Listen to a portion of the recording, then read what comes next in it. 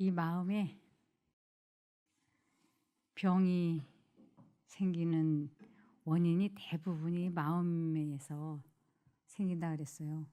그래서 이게 90% 이상이 질병이 90% 이상이 이 마음에서 생긴다. 그런데 이 병을 치료하는 데는 지혜가 필요하다 그랬습니다. 여기 보시면 마음에서 생긴 병을 다룰 때는 큰 지혜가 필요하다. 마음에서 생긴 병, 스트레스로 인해서 생긴 병을 다룰 때는 큰 지혜가 필요하다는데 이 큰 지혜가 뭔가 하나님을 아는 지식이에요. 그래서 비탄에 잠긴 병든 마음, 이 비탄에 잠긴 병든 마음, 낭망 중에 있는 마음은 세심한 치료가 필요하다. 특별히 비탄 중에 낭망 중에 있는 마음은 하나님께로부터 오는 위로가 크게 필요하다는 것입니다. 이것을 소홀히 여기거나 등한히 여기거나 잘못하면 우울증이 생기고 그것이 여러 가지 병의 원인이 될 수 있기 때문에 비탄에 잠긴 병든 마음과 낭망 중에 있는 마음은 세심한 치료가 필요하다고 하였습니다. 그래서 많은 경우에 어떤 가정 문제는 구강궤양처럼 바로 심령을 잠식하고 생명력을 약화시킨다고 하였습니다.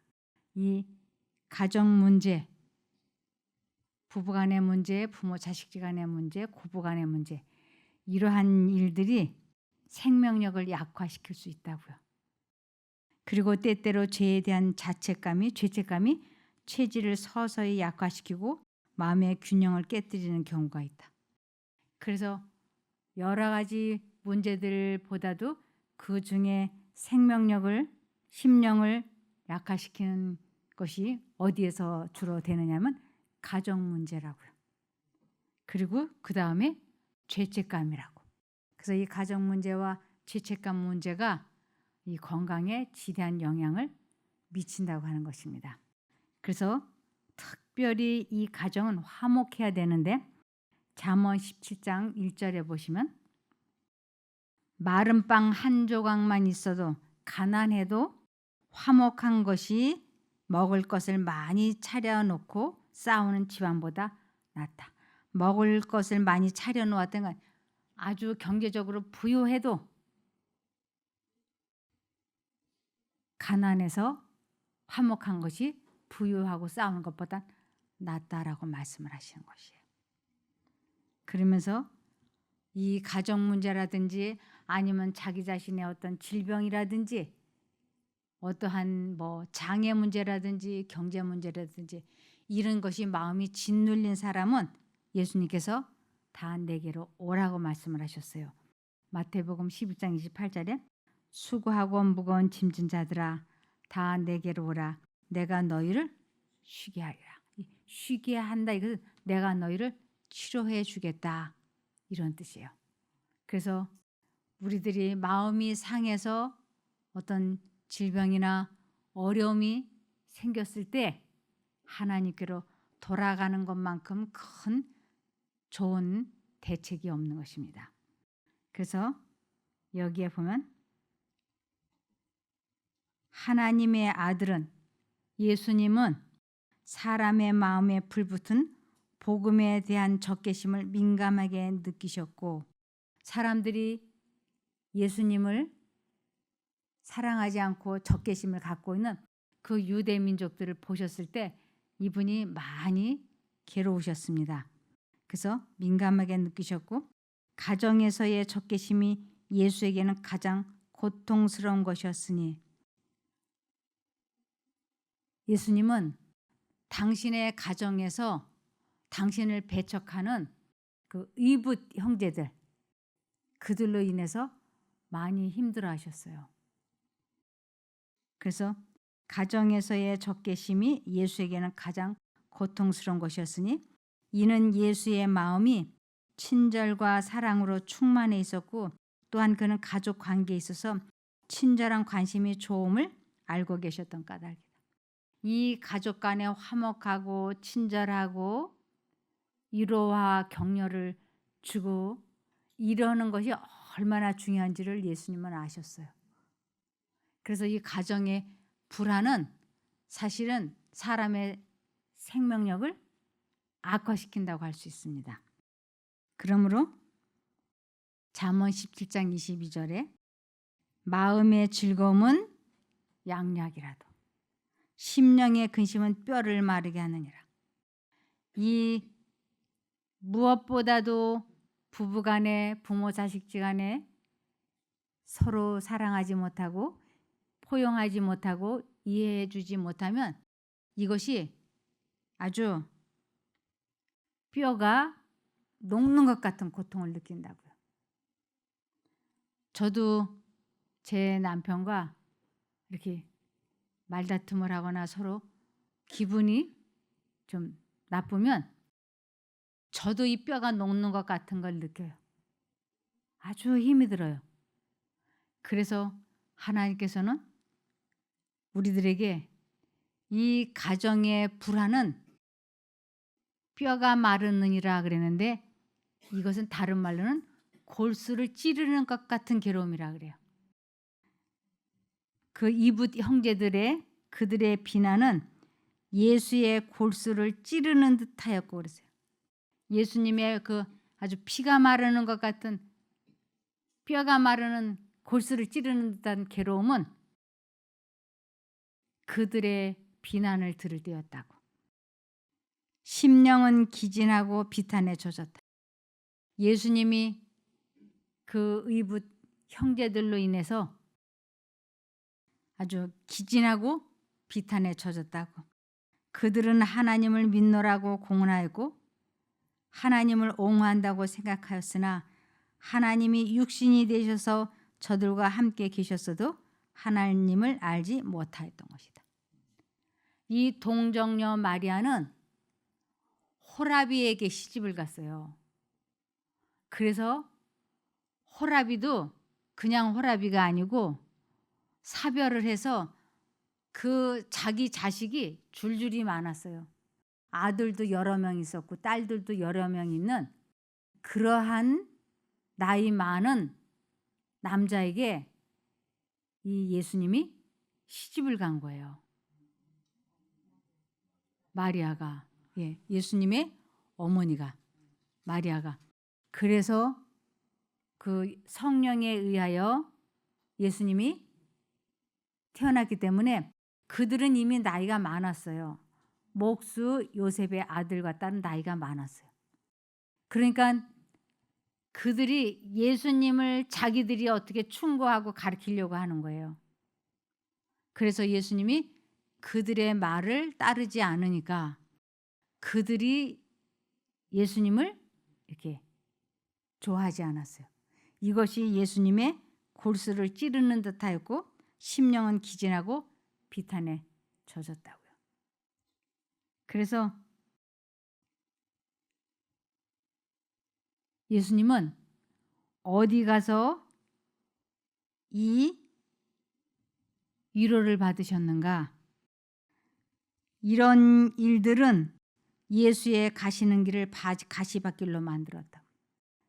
예수님은 아주 태어나면서부터 그 평생 33년 반 동안 사시면서 그분의 생애는 가시밭길이었다 그랬어요.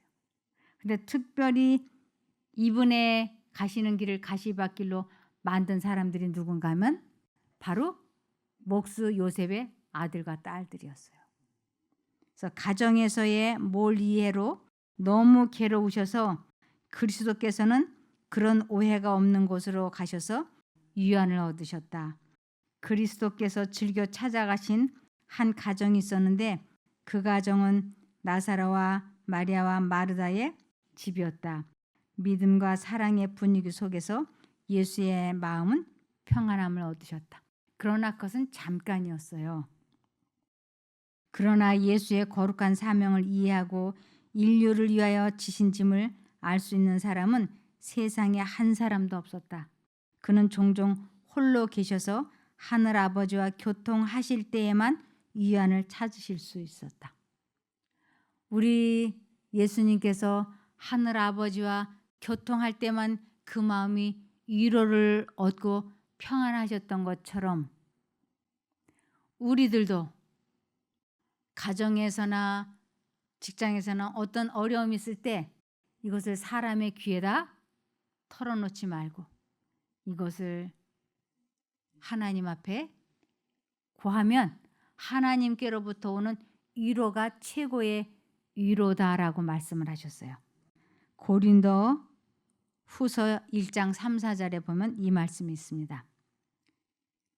우리 주 예수 그리스도의 하나님과 아버지를 찬송합니다. 그분은 인자하신 아버지이시며 모든 위로의 아버지이십니다. 하나님은 우리가 여러 가지 환난을 당할 때 위로해 주셔서 우리가 하나님께 받은 위로로서 여러 환난을 당한 사람들을 위로할 수 있게 하셨습니다.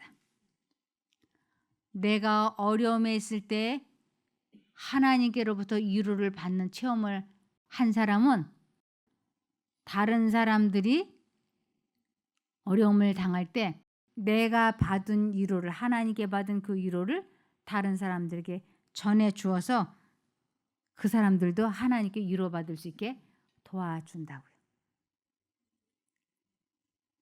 한 번도 배고파 보지 않은 사람은 배고픈 사람의 생각을 이해할 수 없어요. 또 한 번도 아파 보지 않은 사람은 아파서 어려움을 겪는 사람의 심정을 이해할 수 없어요. 제가 아는 교우분 한 분이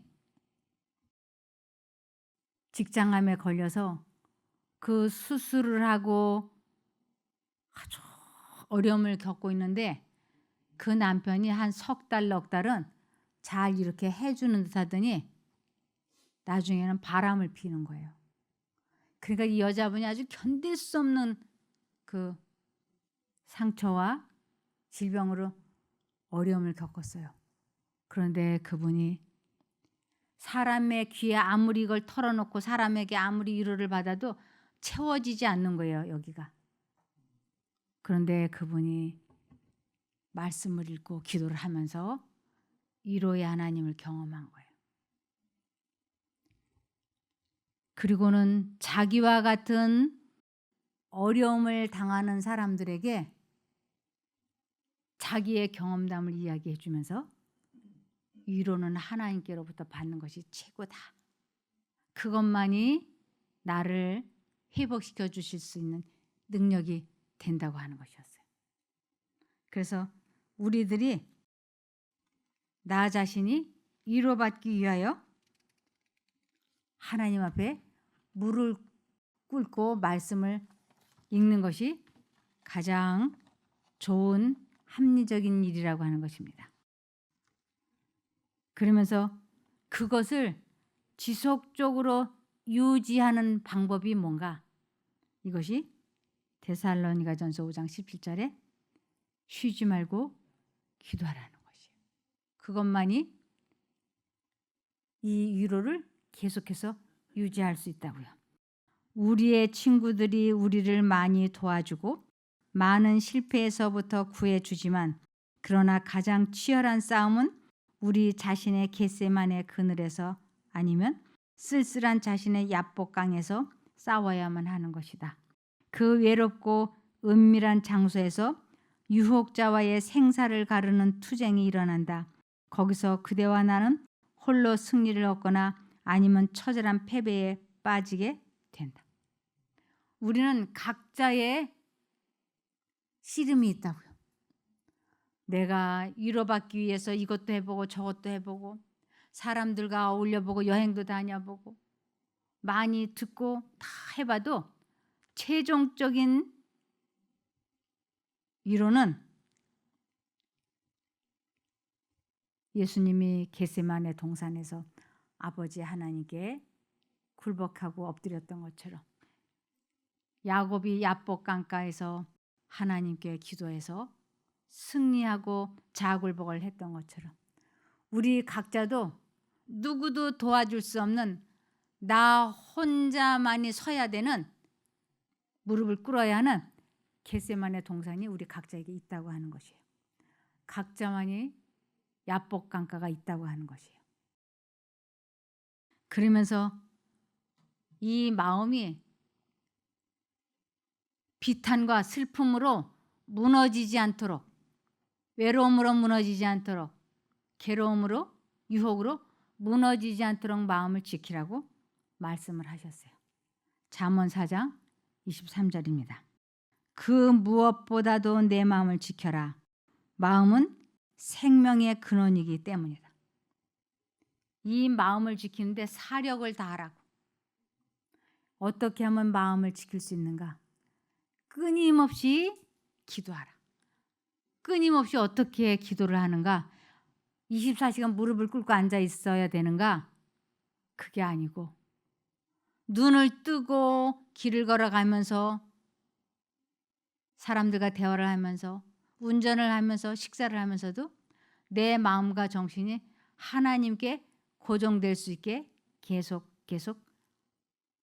마음속으로 하나님과 대화를 나누라고, 기도하라고. 그것이 마음을 지킬 수 있는 유일한 방법인 거예요. 그래서 사람이 그리스도께 굴복할 때에 새로운 능력이 새 마음을 점령한다. 사람이 스스로는 성취할 수 없는 변화가 일어난다. 인간의 본성의 초자연적인 요소를 가져다 주는 것은 초자연적인 역사이다. 그래서 이 본성이 바뀌는 것은 초자연적인 능력, 하나님께로부터 능력이 올 때만 이 인간의 본성이 신의 본성과 결합이 되는 거라고. 그런데 사단은 하나님께 순종을 하는 것을 하나님을 아는 지식이라 그러거든요. 하나님께 순종을 해서 하나님을 아는 지식을 갖게 될까 봐 순종하지 못하도록 그 마음에 온갖 생각을 다 주입을 시키는 것이. 아니 요번 한 번만 이렇게 죄와 타협을 하도록 강요하는 것이. 가장 가까운 예로 저의 예를 들면 제 남편과 제가 말다툼할 일이 생기잖아요. 그럴 때 제가 남편에게 당신 왜 이렇게 했느냐 하고 지적하고 싶은 생각이 막 부르듯 일어나요. 근데 그때 하나님의 음성은 그냥 넘어가. 또 그거 짚고 넘어가면 냉랭해지잖아. 그냥 넘어가. 그런데 사단은 하나님을 아는 지식, 즉 하나님께 순복하는 그 지식을 갖지 못하도록 내가 화를 낼 수밖에 없는 합당하고 지당한 생각을 넣어주는 거예요. 내가 어떻게 참아 이런 것을. 그래서 화를 내는 것이 합당하고 지당하다.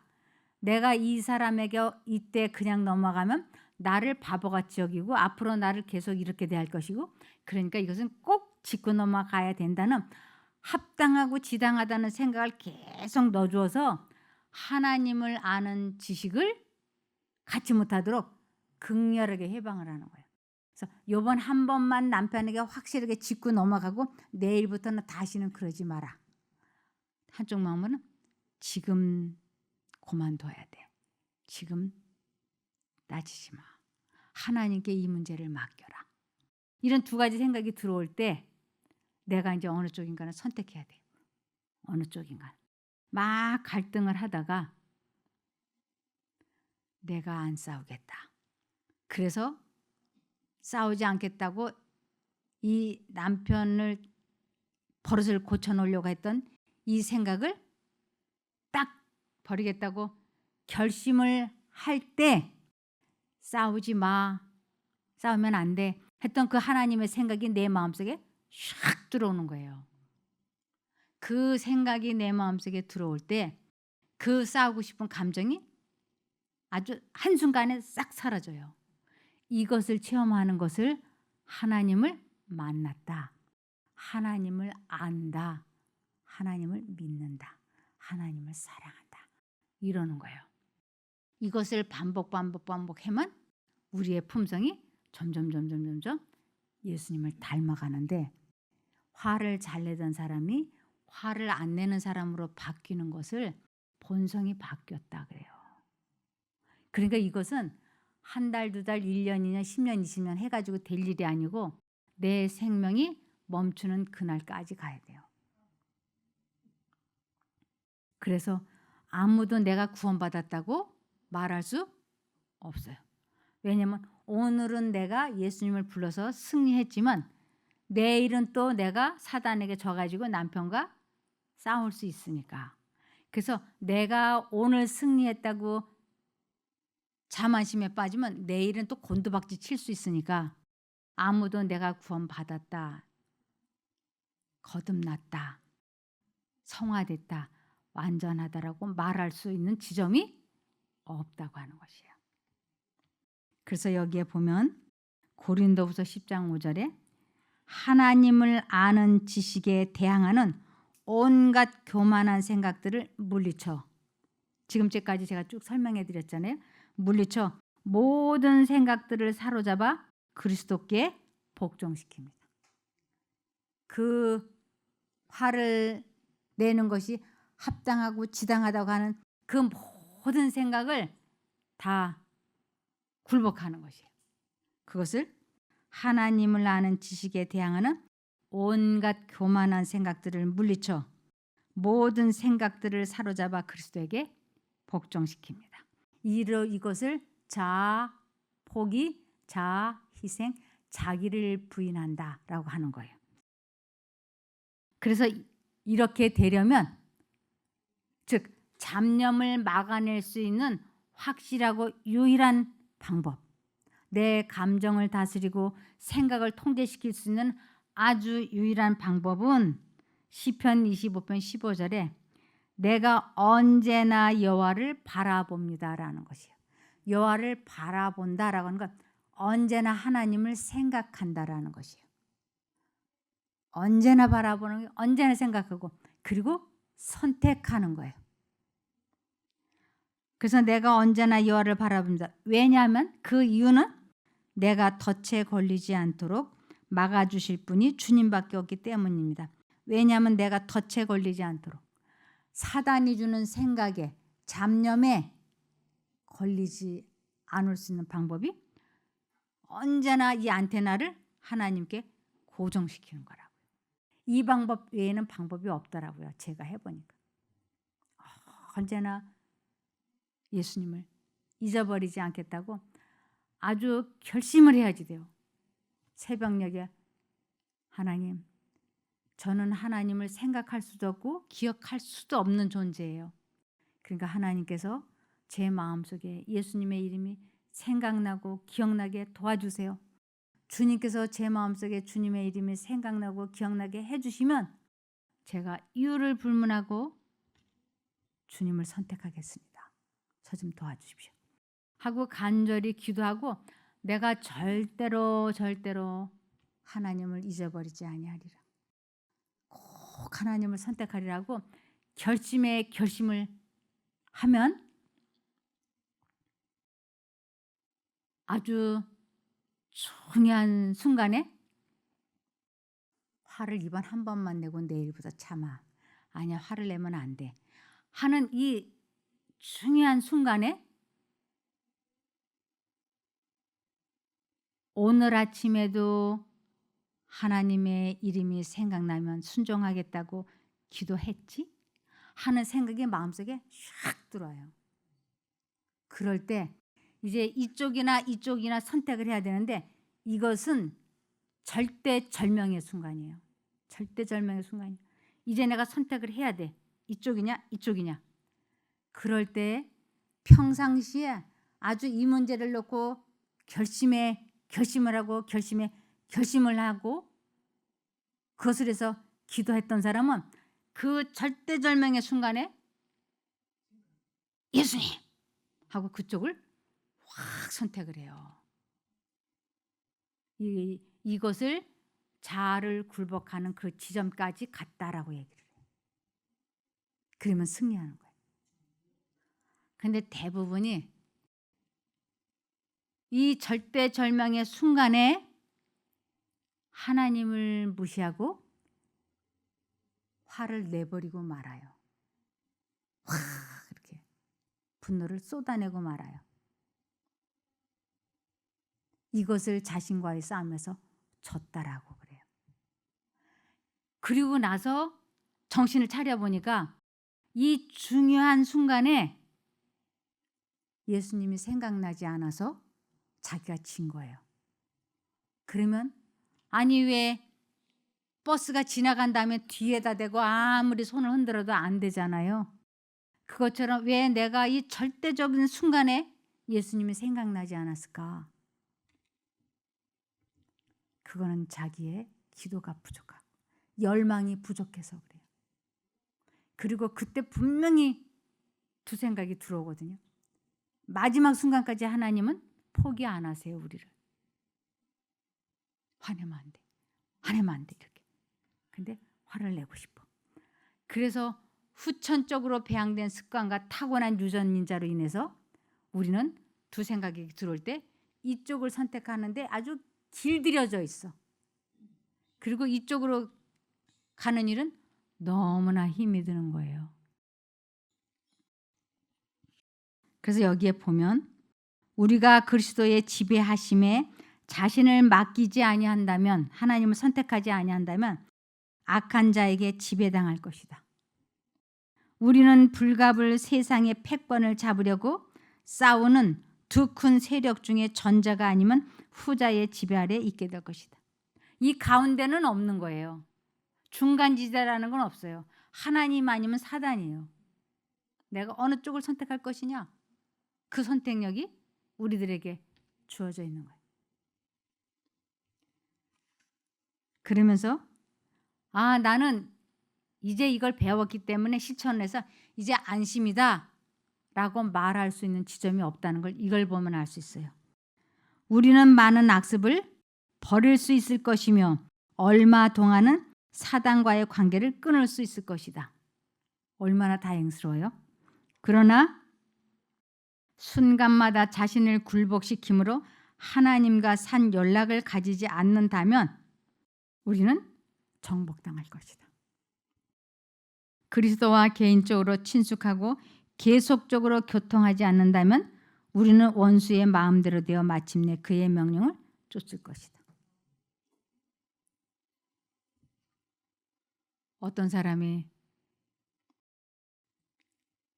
알코올 중독자가 이곳에 와가지고 기적처럼 알코올 중독을 해결을 했어요. 가족도 다 놀래고 본인도 놀래고 우리도 놀랐어요. 그리고 집으로 돌아갔어요. 그런데 순간마다 자신을 굴복시키지 않았어요. 그리고 그는 다시 여기로 돌아왔어요. 그래서 또 연습을 하면 또 좋아졌어요.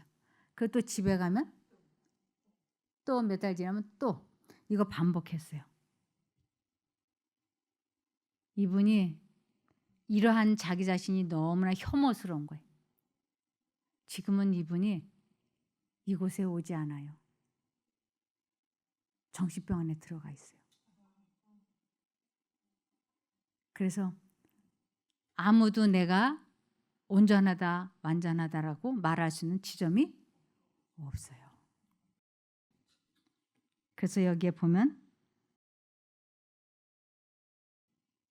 디모데후서 4장 7절에 8절에 보면 내가 선한 싸움을 싸우고 달려갈 길을 마치고 믿음을 지켰으므로, 내가 이 선한 싸움을 싸웠다. 이것은 끊임없이 하나님을 선택하기 위하여 자아를 굴복하는 것을 하는 것을 선한 싸움이라 그래요. 그렇게 될 때만 내 마음에 주님을 모실 수 있어요. 그것을 선한 싸움을 싸우고 달려갈 길을 마치고 믿음을 지켰으므로 이제 후로는 나를 위하여 의의 면류관이 마련되어 있으니 주님 곧 의로우신 재판장께서 나에게 그날에 내게 주실 것이며 내게만 아니라 주님의 나타나심을 사모하는 모든 자에게도 주실 것이다. 반드시 자기 자신과의 싸움에서 이긴 사람들에게 하나님은 의의 면류관을 주신다고요. 그래서 도중에 하차해버리면 도중에 하차해버리면 아무것도 아니잖아요. 우리 하나님께서 잘 가다가 뒤로 물러가면 너무 슬퍼하세요. 너무나. 다 된 밥에 재 뿌려지는 격이에요.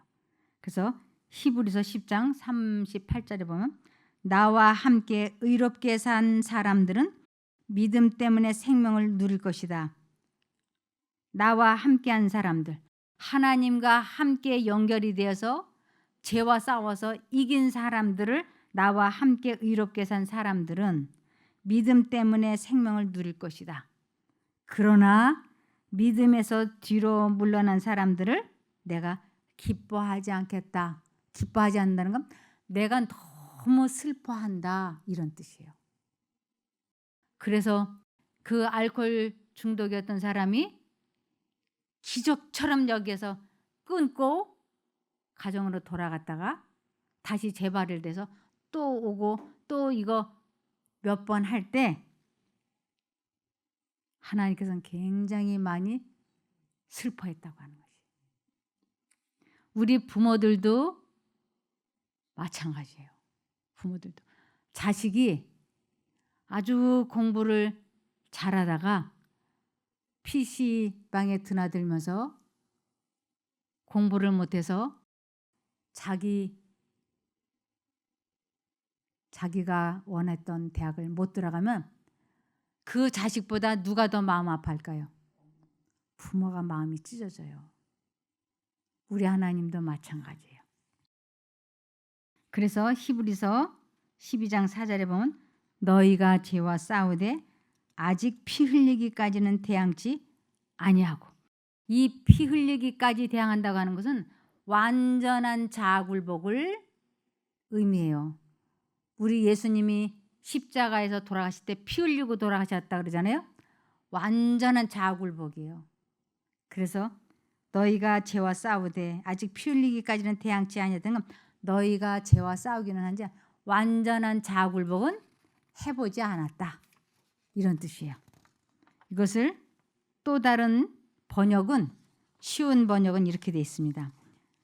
여러분은 죄에 맞서 싸우고 있지만 아직 죽을 정도까지 싸워보지는 않았습니다. 자아가 완전히 굴복하는 그 지점까지는 가보지 않았습니다. 그러면서 산상보훈에 그리스도께 완전히 굴복하는 회개를 경험하지 않은 사람들은 그들의 생애를 통해 구주의 사랑에서 나오는 마음을 여는 감화를 끼치지 못한다. 제일 중요한, 전도하는 데 절대적으로 필요한 그게 뭔가? 그리스도께 완전히 굴복하는 회개를 경험해야 된다는 것이. 그래야만이 자아와의 싸움에서 승리해보는 것을, 그리스도께 완전히 굴복하는 회개를 했다 그러는데, 내가 그 경험을 해봐야만이 다른 사람들에게 그것을 전할 수가 있어요. 두 생각이 마음속에 들어올 때 자아를 굴복하기로 굳게 결심을 하고 하나님을 선택하면 하나님께서 내 마음에 들어오셔서 내 마음속에 악한 생각을 몰아내준다. 그것을 자아굴복을 해서 얻는 승리라고 한다. 이것을 체험해본 사람이 말을 할 수 있어요. 근데 이것을 체험해보지 못하고 이론으로만 배웠어요. 이론으로만. 그러면 이 지식적인 믿음은 얼마 안 가서 기억 속에서 사라져버려요. 소멸돼 버려요. 그래서 하나님은 우리들에게 체험해봐라 하는 것이에요. 하나님께서는 완전히 굴복하는 사람만 받으실 것이다. 완전히 자아굴복하고 승리한 사람만 천국에 데리고 가실 것이다. 마음을 반만 주고 죄를 지으며 말로만 그리스도인 사람들이 하늘에 들어가면 그것을 버리게 된다. 마음을 반만 하나님께 드리는 거예요. 한쪽 마음은 죄된 생각을 가지고 있으면서 순종해야 돼, 착한 일 해야 돼 이러고 자아굴복을 하지 않는 것을 마음을 반만 주고 죄를 지으며 말로만 하는 그리스도인이라고. 이런 사람들은 하늘에 들어가면 하늘도 또 제2의 이 세상처럼 된다고요. 그들은 그곳에서 제2의 반역을 꾀할 것이다. 이 세상에서 자아를 완전히 굴복해 보지 못한 사람은 천국에 못 들어간다는 얘기예요. 진리를 알면서도 그 주인을 높이지 않는 사람들은 결코 하나님의 도성에 들어가지 못할 것이다. 그 주인 예수님을 최우선순위로 선택하지 않는 사람들은 결코 하나님의 도성에 들어가지 못할 것이다 하였습니다. 그러므로 요한복음 15장 4절과 5절에 보면 내 안에 있어라. 그러면 나도 너희 안에 있겠다.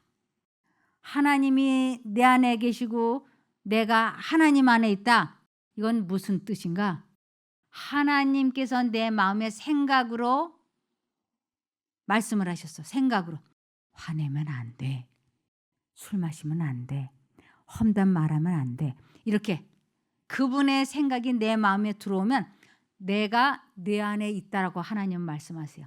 근데 이 생각을 내가 마음에 받아들이겠다고 뜻을 정하려면 반드시 요번 한 번만 험담하고 내일부터 험담하지 마라 하는 사단의 생각을 포기해야 되는 것이에요. 그래서 이 험담을 내가 말하지 않겠다라고 포기할 때 하나님의 생각을 받아들이는 것을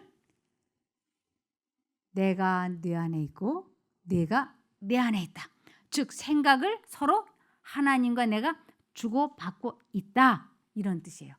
반대로 사단이 내 마음에 험담을 말해야 돼 하는 생각을 내 마음에 받아들이면 내 생각은 사단의 생각이고 사단의 생각은 내 생각이에요. 주고받고 하는 것이에요. 이쪽을 주고받고 하든지 이쪽을 주고받고 하든지 하는 것이에요. 그래서 여기에 내 안에 있어라. 그러면 나도 너희 안에 있겠다. 가지가 이건 포도나무죠. 이렇게 붙어 있어야 여기에 포도 열매가 열려. 요 가지가 이렇게 붙어 있으면 여기에 포도가 안 열리는 거예요. 반드시 가지가 붙어야지 돼요. 그래서 가지가 포도나무에 붙어 있지 않으면 가지 스스로 열매를 맺을 수 없듯이 너희도 내 안에 있지 않으면 예수님의 생각을 마음에 받아들이지 않으면 스스로는 열매를 맺을 수 없다. 절대로 자신과의 싸움에서 이기는 성령의 열매를 가질 수 없다. 나는 포도나무여 너희는 가지다. 너희는 가지. 이것 자체는 아무런 뭐가 없어요. 생명이 없어요. 이 가지가 포도나무 붙어 있으면 나는 포도나무여 너희는 가지다. 사람이 내 안에 있고 내가 그 안에 있으면 그는 열매를 많이 맺는다. 그러나 나를 떠나서는 너희가 아무것도 할 수 없다. 그래서 요 가지가 반드시 이 포도나무하고 이렇게 접이 붙어야 돼. 이 접붙다. 하나님의 생각이 내 마음에 들어올 때 자아를 포기하고 받아들이면 성령의 열매를 맺는 것이. 사랑과 희락과 평안과 기쁨과 오래 참음과 인내와 온유와 양성과 절제, 충성 이런 걸 할 수 있어요. 그런데 싹 빠져버리면 여기에 아무것도 없어요. 이것을 마음에 하나님 두기를 싫어하며 불의, 악의, 추악, 험담, 비난, 시기, 이기심만 주렁주렁 열리는 거예요. 그래서 빌립보서 1장 20절에 내가 바라고 또 바라는 것은 어떠한 상황에서도 그리스도를 배신하지 않는 것입니다. 지금처럼 항상 용기를 가지고 살든지 죽든지 그리스도를 높이기 원합니다. 그리스도를 높이다. 그것은 내 마음에 그리스도를 선택하는 거예요. 최우선 순위로. 먹든지 마시든지 마음속에 하나님의 품성을 재현시키는 것을 최우선으로 둬라. 고린도전서 10장 31절에 그런즉 너희가 먹든지 마시든지 무엇을 하든지 다 하나님의 영광을 위하여 하라. 내가 어떻게 해서든지 성령의 열매를 맺으려면 그리스도의 생각을 내 마음에 모셔야지. 그렇게 되기를 바라며 말씀을 마치겠습니다. 기도할까요? 하늘에 계신 저희들의 아버지 하나님, 저희들이 주님과 연결되기를 소망합니다. 저희가 알지 못해서, 배우지 못해서, 경험이 없어서 피 흘리기까지 싸워보지 못했습니다. 그러나 이제 배웠으니 이 말씀을 삶에 적용하고 실천을 해서 하나님을 아는 지식을 갖기를 소망합니다. 하나님을 알지 못해서 멸망에 이르지 않도록 하나님을 체험적으로 아는 저희가 되게 붙잡아 주시고 이끌어 주시기를 예수님 이름으로 간절히 기도드립니다. 아멘.